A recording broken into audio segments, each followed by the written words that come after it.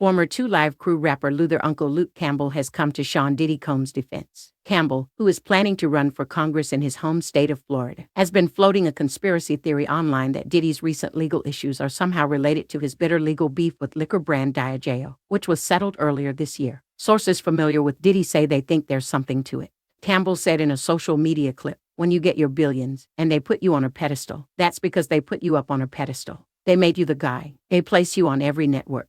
They sold you to all y'all on here." But when we reached to Campbell for more details, his rep said his comments were made prior to Diddy's homes being raided by the feds, and that he couldn't say anything more. The comments you hear from Uncle Luke were recorded prior to the raid. Now that this is a live legal case, Uncle Luke is unable to make comments, said a spokesperson. Campbell previously mused in an Instagram live clip of Diddy's recent onslaught of legal issues. "Your mama say, never bite the hand that feeds you, and so this is how the major corporations work.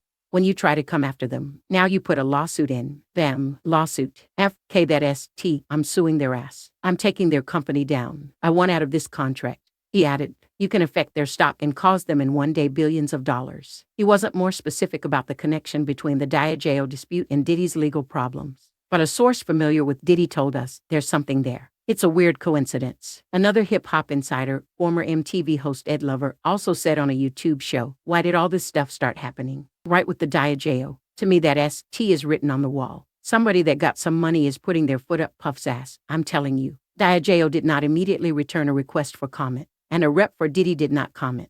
Campbell also said, however, in a separate podcast interview, that he used to attend Diddy's Miami parties, but would leave early. "I would go to the party and leave early," he said on the We in Miami podcast. "I'm sorry, I don't know what goes on after hours, but I wasn't trying to find out." Campbell also said online of the Diddy drama, "When you sign up to these major corporations and they make you a billionaire and you're doing all kind of wild ass and they make you a billionaire, they feel like they made you. So when you go rogue and get to that talking that ST about suing them and talking all that wild ST, them people coming." Diddy previously accused Diageo, which owns his Ciroc vodka and De Leon tequila brands, of racist tactics and underinvesting in the spirits that he had promoted or co-owned. The hip-hop mogul had alleged that his business partner sabotaged his De Leon brand with shoddy packaging that made the product look cheap, according to his legal complaint.